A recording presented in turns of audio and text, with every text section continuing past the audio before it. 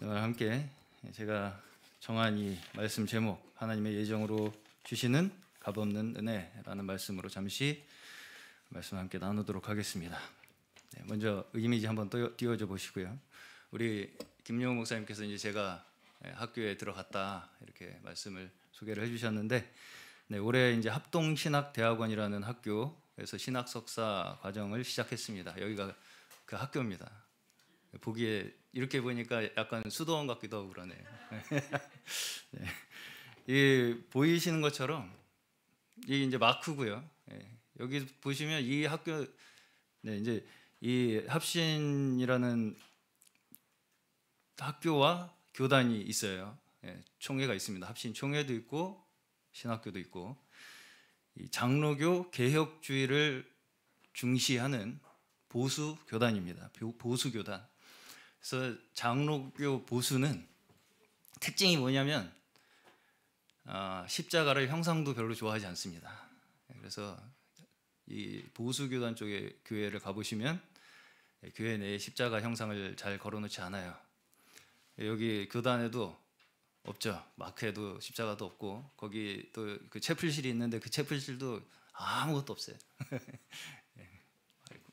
이 학교를 누가 세웠냐? 이 박윤선 목사님이 세우셨습니다. 1980년경에 총신대학교에서 나오셔서, 그때 당시에 총신대가 이렇게 서로 4분 오열해서 막 나눠지고 있었던 그런 상황 속에서 이렇게 되면 안 되겠다 해서 바른 신학을 지키고자 박윤선 박사님께서 나오셔서 세운 학교가 합신입니다. 그래서 합신 교수님들 중에 화면 꺼주시고요. 지금 우리나라 신학계에서도 굉장히 손꼽히는 학자로서 알려져 있는 분들이 많이 있어요. 그래서 특히 이제 유명한 일을 하는 것이 뭐냐면 이단 규정의 최전선에 있습니다. 우리 한국에 있는 어떤 교단에서 보다도 가장 먼저 이단 규정을 해요. 어떤 단체가 나타났을 때 가장 먼저 이단을 연구하고 규정을 합니다. 그래서 이제 제가 사실은 합신에 관심을 가지게 된 것도 그 이유였어요. 저희가 이단 연구를 하다 보니까. 그래서 이단 연구를 하면서 공부하면서 좀 더 이걸 공부를 해봐야겠다고 생각한 이유가 뭐였냐면, 모든 이단적 가르침의 뿌리가 결국 어디에 있다고 생각이 들었냐면, 그 다음 인본주의라는 것입니다. 인본주의적 성경 해석에 그 모든 원인이 있다. 그럼 인본주의가 뭐냐? 이게 이제 일반적인 학문적인 인본주의가 있고요, 기독교 인본주의가 있는데, 이 기독교에서 이야기하는 인본주의는 여기 밑에 설명에 써 있듯이 구원이 인간의 선택과 의지에 따라 주어진다라고 생각하는 게 인본주의예요. 기독교 인본주의. 자, 다시 말해서 인간적인 논리에서는 우리의 선택과 우리의 의지에 따라서 얻는 어떤 보상, 그것이 구원이다 라고 하는 게 자연스럽게 들려요. 우리 사람의 생각에서는 그게 자연스럽게 들리고 이해가 쉽습니다. 내가 그만큼 한 만큼 얻을 수 있다. 이게 너무 편해요, 우리가 생각하기에는. 반대로 하나님의 전적인 은혜, 하나님의 전적인 주권적인 섭리, 이것은 우리가 이해하기가 어렵습니다. 자, 제가 한 가지 간증을 하나 읽어드려 볼게요. 이 간증이 어떻게 들리시는지 잠깐 한번 생각을 해보세요. 띄워주시고요. 저는 어려서부터 기독교 가문에서 자라면서 이 말을 많이 들었습니다. 모든 것이 하나님의 뜻이다. 하나님이 정하셨다. 그 말씀은 사람에게 주어진 운명이 있고 피할 수 없다라는 운명론적인 사고관을 갖게 했습니다. 그래서 저는 삶을 의욕적으로 살지는 못했던 것 같아요. 그러다가 이곳 말씀을 들었는데, 하나님이 도우시지만 자신이 어디까지 하느냐에 따라 운명이 달라진다는 거예요. 그 말씀은 운명은 예정되어 있는 것이라는 제 인생관에 혁신적인 큰 변화를 일으켰습니다. 그때부터 인생을 긍정적이고 열정적으로 살았습니다. 어떻게 맞게 들리시나요? 연우 학생 맞는 것 같아요? 아니에요? 오, 언어가 이제 알게 됐어요 이제. 자, 꺼주시고요. 자, 이게 어디 그 간증이었어요? JMS. JMS. 이것이 바로 단적으로 저기 간증 이미지 있어요. 그 다음. 네, 이분이 간증한 영상이었어요. 제가 사실은 몇 주 전에, 몇 달 전인지 틀어드린 적이 있습니다. 뭐라고 써 있어요? JMS에서 예수님을 만났어요. 이렇게 써 있죠. 그 만난 예수님이 누구예요? 그 다음 페이지 누구예요? 네, 꺼주세요. 거기서 만난 예수님이 누구예요? 네,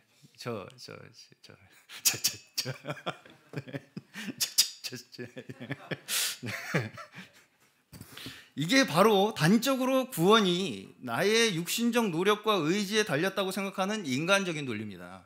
그렇죠? 네, 그렇죠? 네. 굉장히 단적으로 이걸 표현을 하는 거예요. 거기 가니까 확실하게 알려주더라. 어떻게 하면 되는지. 네. 자, 로마서 10장 13절에서 17절 우리 한번 읽어보세요. 로마서 10장 13절에서 17절 영상이 있습니다. 마이크 올려주시고요. 여기 앞에. 네.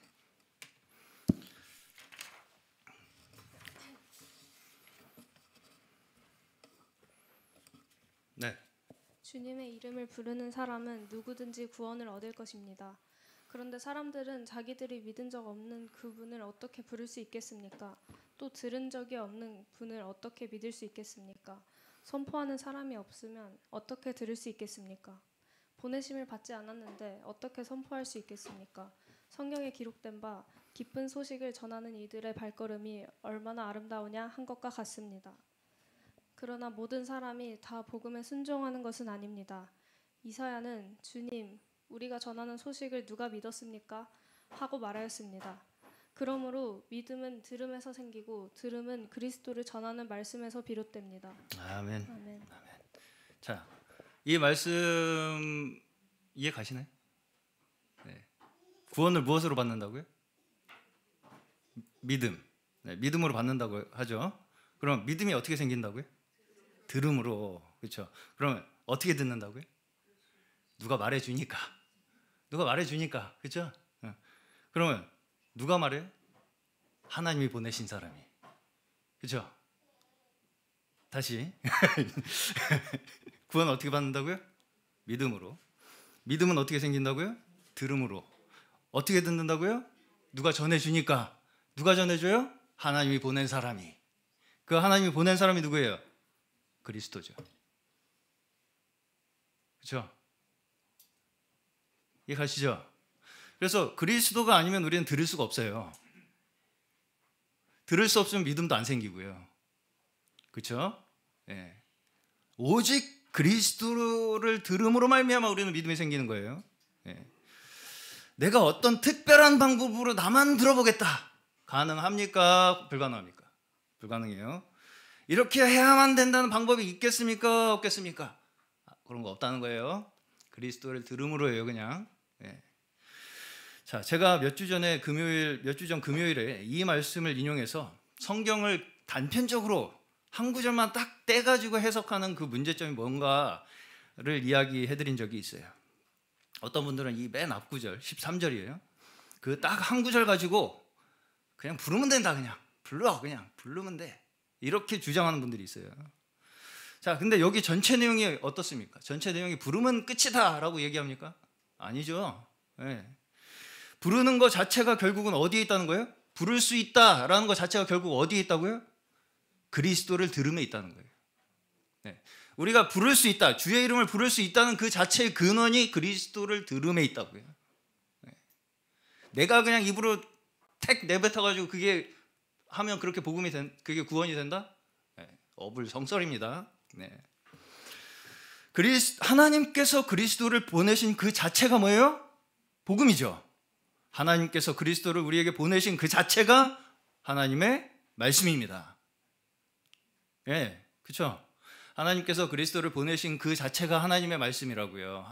그리스도께서 말씀이 육신이 되어 오셨죠, 우리에게. 그렇죠? 이해 가시죠? 네. 그것을 들음으로써 우리가 믿음이 생기는 것이지 그냥 부르면 된다. 어떻게 하면 된다. 하면 돼. 그냥 어떻게 가서 그냥 거기 가니까 어떻게 하면 되는지 알려줘. 확실하게. 그런데 가면 돼요, 안 돼요? 안 되죠. 절대 가시면 안 돼요. 절대 가시면 안 됩니다. 네. 그게 거기에 어떤 방법의 구원이 있다는 거. 마치 내가 어떻게 하는 것에 구원이 달려 있다고 하는 거. 그런 착각을 하게 만드는 것이 이런 가르침들이에요. 네. 잘 이제 분별을 하셔야 됩니다. 그리고 이제 사실 이 논리는 이런 이단적 교리에만 해당되는 것이 아니라 사실은 모든 종교가 다 똑같아요. 네, 모든 종교가 다 똑같아요. 자, 그 다음 영상 틀어줘 보세요. 이 누군지 아십니까? 시타르타. 네, 불교의 그 창시자. 네, 뭐 한 거예요 지금? 고행하는 거죠. 네, 불교의 뭐예요? 가르침의 핵심이 뭐냐면 번뇌를 해결하기 위해서 세상 번뇌를 해결하기 위해서 어떻게 해요? 아예 세상에서 나가버리죠 그냥. 네. 아예 안 해버려 그냥 아무것도 아무것도 안 하고 혼자 앉아서 생각만 해 굶고. 그래서 아무것도 안 해서 도를 의를 이루어. 아무것도 안 하면 그게 선입니까? 아무것도 안 하면 선이에요 아니에요? 지원 학생 아무것도 안 하면 선이에요 아니에요? 아니죠. 네. 잘못을 안 하려고 아예 아무것도 안 해버리는 거예요. 잘못을 안 하려고.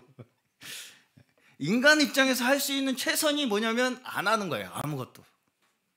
그렇죠? 그게 종교의 근본적 원리예요. 욕구 참기.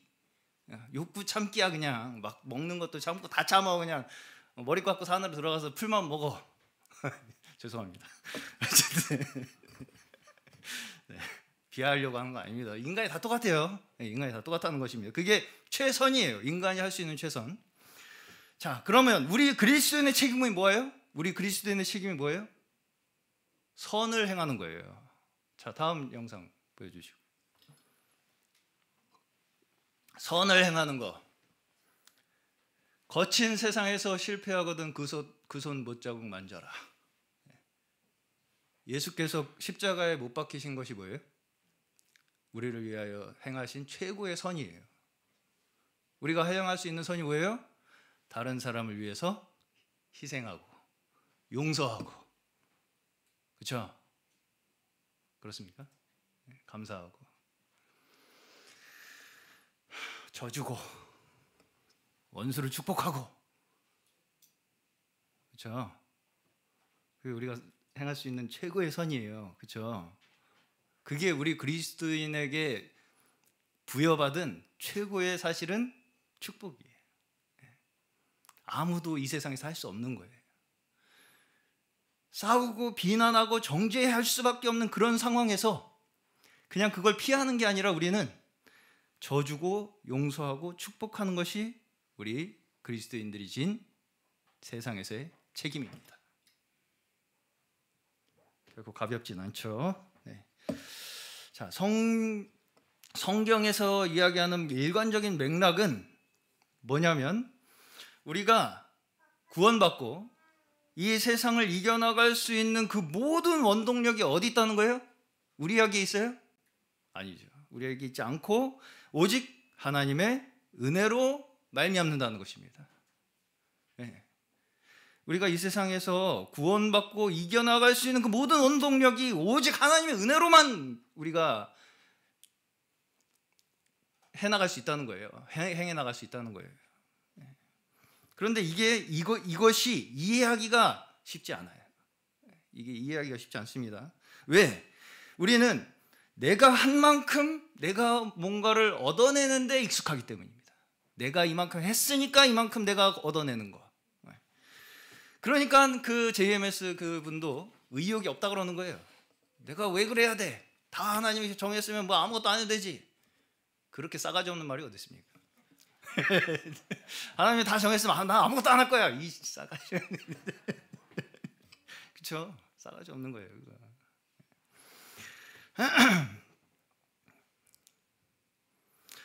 자, 사실 십자가는 그 인간적 모든 의욕을 버리는 거죠. 십자가는 우리의 인간적, 육신적 모든 그 욕망, 욕구를 버리는 거죠. 십자가가. 네, 그렇기 때문에 그런 말들이죠. 그렇게 난 의욕이 하나님이 다 예정하셨다니까 의욕이 안 나. 이거는 어떤 면에서 우리의 죄의 마지막 발악이에요. 네, 죄가 하는 마지막 발악. 난 살아보겠다, 내가 한번. 그렇기 때문에 인간적으로 접근하는 관점이 훨씬 먹기 쉽고 부드럽습니다. 우리에게 쉬워요. 이해하기가 하면 되니까 그냥 그렇게. 우리가 이해할 수 있는 인간의 지식 수준에서 이것을 설명해 주기 때문이에요. 그런데 하나님의 말씀은 결코, 이건 인용하지 않겠습니다. 성경에 있어요. 인간의 지혜로 깨달을 수 있는 것이 아니라고 말씀해요.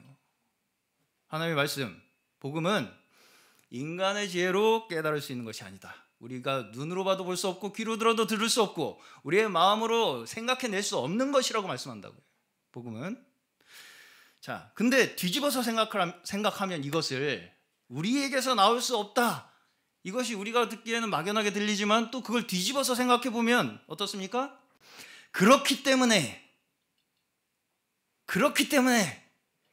이것이 우리의 지혜와 우리의 능력에 달려있지 않다는 것을 우리가 깨달으면 깨달을수록 어떻겠어요? 하나님 앞에 감사하겠죠. 그걸 깨달으면 깨달을수록 우리의 믿음은 견고해지는 것입니다. 거기에서만 진정한 감사와 은혜를 얻을 수 있게 되는 거예요. 자, 작년 초에 제가 개혁주의 5가지 교리에 대해서 5주에 걸쳐서 설교한 바가 있습니다. 자, 영상 띄워주시고요. 다시 한번 짚어보겠습니다. 자, 우리 이준호 형제 한번 크게 읽어주세요.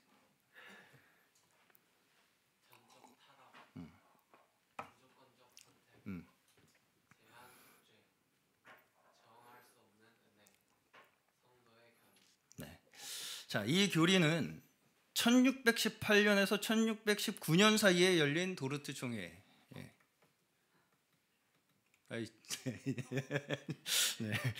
자, 총회에서 정리된 기독교의 가장 핵심되는 교리입니다. 자, 근데 이게 그러면 우리가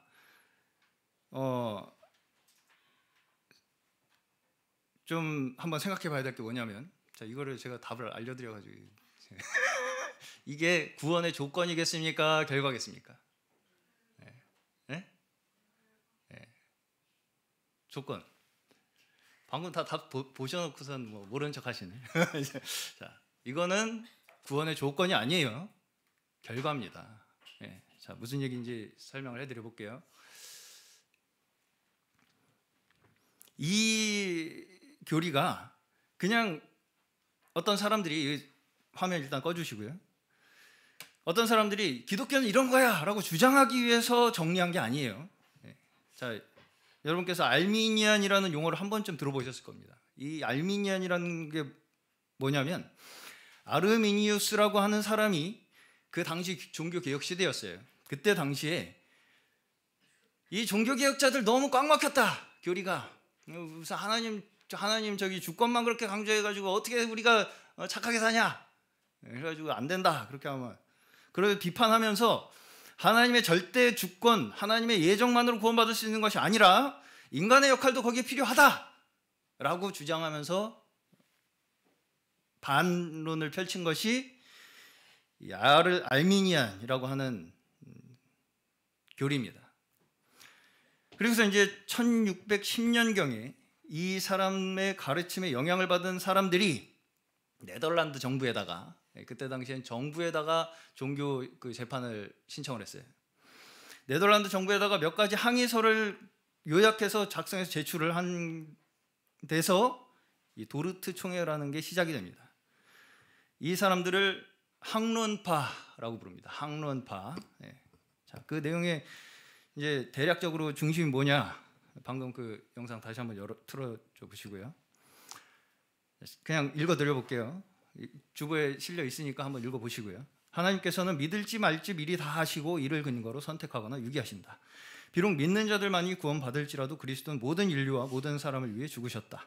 인간은 너무 부패하여 믿음이나 선행에는 신적인 은혜가 필요하다. 신적 은혜는 저항할 수 있다. 진실로 회심한 사람들이 모두 믿음 안에서 인내할지 여부는 더 연구할 필요가 있다 하고 나서 몇 년 후에 이 사람들은 참된 신자도 멸망할 가능성이 있다고 결정했습니다. 자, 다음 화면. 핵심적 내용은 예지 예정이라고 하는 교리예요. 쉽게 얘기하면 믿을지 말지 미리 다 아시고 이를 근거로 하나님께서 우리를 선택하셨다. 이게 예지 예정입니다. 어떻게 아무런 조건도 없을 수 없냐, 우리가 선택받는 데 있어서. 그렇죠? 네. 연호가 좋은 마음을 가지고 하나님 믿을 걸 아시고 선택하셨다, 이거예요.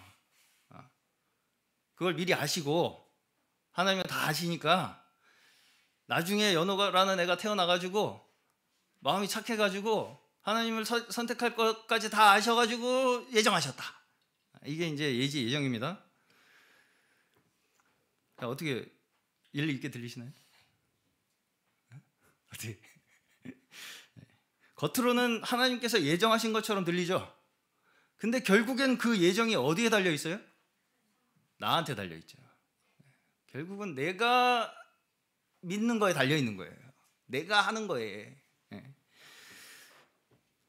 그리고 이제 두 번째로, 참된 신자라도 구원이 취소될 수 있다. 이것도 일면 일리 있게 들립니다. 그럴 수도 있겠네. 다 우리가 보기에 신자라고 하면서도 개판인 사람도 있으니까 그런 사람이 다 어떻게 구원받냐 이렇게 생각하죠. 그러나 이것도 결국은 뭐냐면 구원을 우리 스스로 만들어낼 수 있다고 생각하게 만드는 거예요. 하나님의 예정하심은 오직 구원이 하나님께 달려있죠. 그렇기 때문에 구원의 증거 자체가 어디 있어요? 지금 내 삶에 역사하시는 신실한 나의 하나님의 은혜에 있는 거지, 내가 지금 구원받았다고 내가 고집부리고 주장하면 그게 구원받는 겁니까? 하나님의 은혜에만 있는 거예요. 다시 말해서 매일 주시는 성령의 은혜에 의해서 우리가 구원이 되는 거지 내 생각에 있는 게 아니라는 것입니다. 이렇게 했으니까 난 구원받은 거야. 끝. 더 이상 끝. 이런 식이 아니라는 거예요. 지금 내가 구원받았나 안 받았나 혼자 고민한다고 해결되는 게 아니라는 것입니다. 매일의 내 삶에 역사하신 하나님의 그 은혜가 나에게 있는 것이 내 구원의 증거라고요. 근본적으로 하나님께서 우리를 예정하셨다면 그 예정한 사람은 저항할 수 없는 은혜에 의해서 구원을 얻는다는 것이 하나님의 말씀이에요. 근데 이렇게 얘기하면 어떤 면에서 그럼 구원이 불확실한 거 아니냐 이렇게 이야기할 수 있을 것입니다. 그러나 시편에서 다윗의 기도를 보시면 다윗은 하나님 앞에 구원을 구하는 기도를 그렇게 많이 해요. 그렇죠? 구원해 주시옵소서. 이제 구원받았으니까 이제 끝났습니다. 이제 앞으로 제가 잘 해보겠습니다. 이런 식이 없다고요. 다시 말해서 나에게 구원이 필요하다는 내 마음속에 끊임없는 하나님 앞에서의 고백, 그렇죠? 그 자체가 내가 택함 받은 자라는 명백한 증거라고요. 매일 내가 하나님 앞에 하나님 나는 구원받아야 할 죄인입니다라는 고백이 끊이지 않는 그 자체가 내가 구원받은 증거라고요. 이상하게 들리시죠? 그 외에 없어요. 다음. 그리고 이 논쟁은 1618년, 1619년 도르트 총회에서 다음 화면에 약 7개월간의 154회의 회의를 거쳐서 이 알미니안의 주장, 학론파의 주장을 비성경적인 것으로 선언했어요. 154회 회의를 거쳐서. 그리고 이 총회에서는 이 학론파의 가르침을 단순히 부정하는 데만 그친 것이 아니라 다시 한번 성경의 바른 가르침을 정리해서 발표한 것이 5가지 교리입니다. 5가지 교리.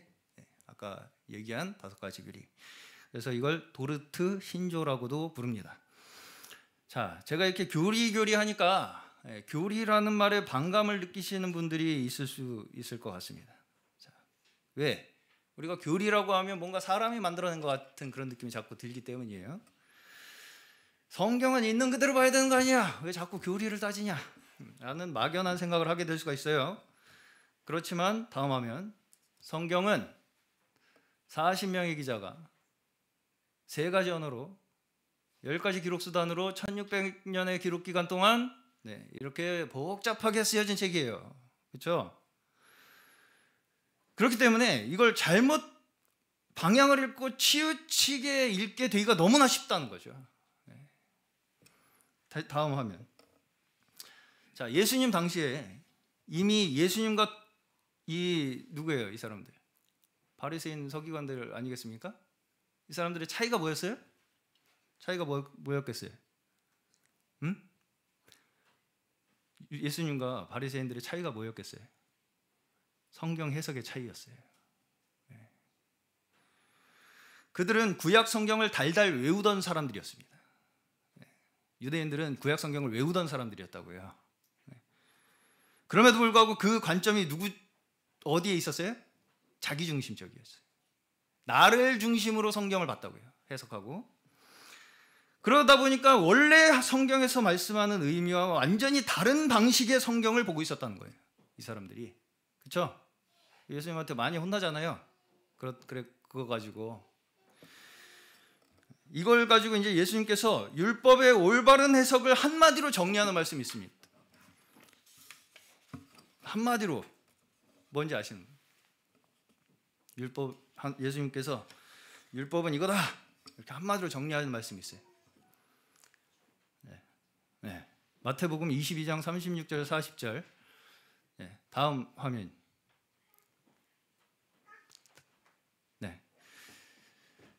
뭐예요? 첫째는 내 마음을 다하고 목숨을 다하고 뜻을 다하여 주 너의 하나님을 사랑하라. 둘째는 내 이웃을 내 몸과 같이 사랑하라. 이것이 온 선지자와 율법의 강령이니라. 아시죠? 이게 결국 뭐예요? 성경을 해석하는데 이 원칙에서 해석을 한다는 얘기예요. 한마디로. 그렇죠? 모든 성경의 그 근원의 이 밑바탕에는 다 이것이 깔려 있다라는 말씀이죠. 그렇죠? 이게 결국은 예수님께서 뭘 말씀하신 거예요? 성경의 교리를 말씀하신 거죠. 교리예요. 예수님께서 구약 성경은 이 관점으로 읽어야 한다라는 교리를 말씀해 주신 거라고요. 그렇죠? 다시 말해서 성경 속에 여러 가지의 그렇게 방대하게 풀어져 있는 그 수많은 말씀들의 맥락이 어디를 향하고 있느냐, 이거를 우리가 방향을 잡기 위해서 그 나침판 역할을 하게 하는 것이 교리라고 그렇게 생각하시면 됩니다. 자, 그러면 이제 중요한 것이 무엇이겠습니까? 도르트 회의에서 결정된 그 교리가 정말 성경에서 말씀하시는 바와 맞느냐라는 것이겠죠. 자, 도르트 회의에서 결정된 5가지 항목을 요약하면 한마디로 뭐냐면 전적 타락에서부터 마지막 뭐예요? 성도의 견인. 한마디로 뭐냐면 죄인을 성도 만든다는 거예요. 하나님께서 죄인을 성도 만든다. 우리에게는 아무런 선을 행할 능력도 없고 의지도 없고 죄밖에 지을 줄 모르는 그 우리 타락한 인간을 하나님께서 아무런 조건이 없이 선택하셔서 예수를 보내셔서 그 택한 자들을 위해서 죽으시고 그 죽으신 구원하신 의롭게 하신 자들을 은혜 주셔서 거룩하게 하셔서 성도 만드신다고요. 이게 그 5가지 교리의 한마디의 요약입니다. 자, 우리가 기본적으로 가져야 할 자세는 이러한 이 말씀을 대할 때 가져야 할 자세는 뭐냐면 신앙 고백의 자세입니다. 이게 구원받는 방법이 아니에요. 신앙 고백의 입장입니다. 자, 아무리 우리가 전적 타락, 넌 전적으로 타락했어, 완전히 썩어 빠졌어, 넌 그렇게 얘기하면 제가 썩어 빠졌었군요, 인정하겠습니까? 안 하겠습니까? 안 하죠. 내가 정말 죽어야 할 마땅한, 멸망받아 마땅한 죄인이라는 걸 언제 깨달아요? 언제 깨달아요? 거듭나야 깨달아요. 믿어야 깨닫는다고요. 구원받아야 깨닫는다고요. 그걸 깨달아야 구원받는 게 아니고요. 그렇죠? 이해 가십니까? 깨달아야 구원받는 게 아니고요.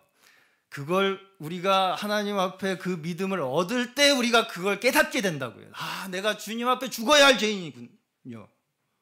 그렇기 때문에 우리가 구원받은 증거가 거기 있다는 거예요. 내 마음속에 정말 나는 죽어야 할 죄인이라, 마땅한 죄인이라는 나의 고백이 있는가를 발견하라는 것입니다. 당신이 정말 구원받았다는 것을 확인하고 싶다면.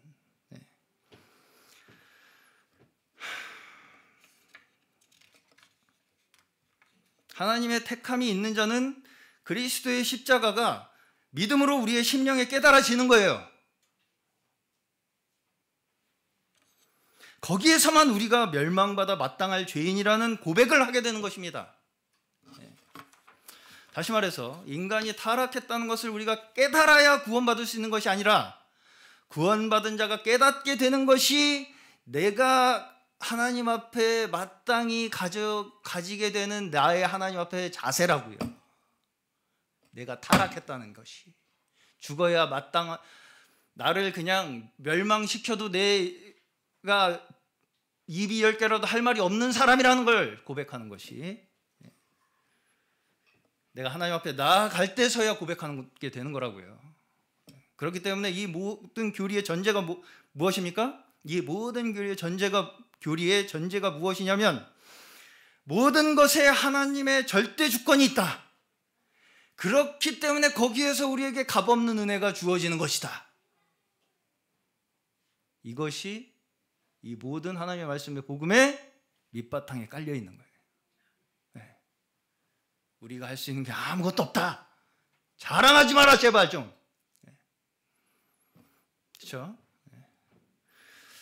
학론파는 결국 구원에 인간의 공로가 필요하다고 주장하는 것이다 보니까 이것이 결국 수많은 이단적 가르침들의 온상이 되어온 것입니다.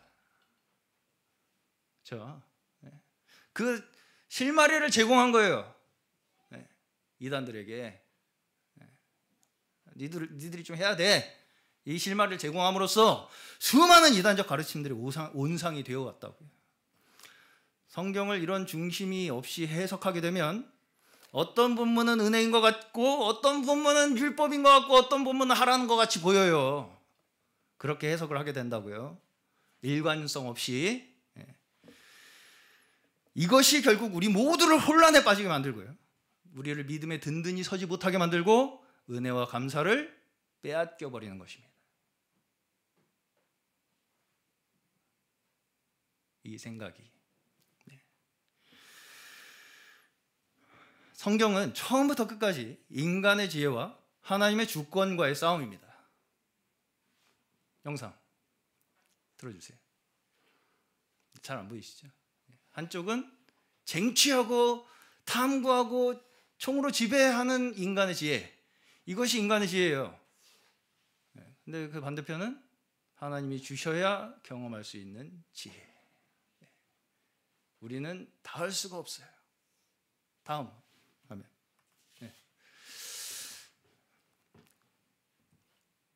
헛되다, 피곤하다. 저 누구겠습니까? 솔로몬이겠죠.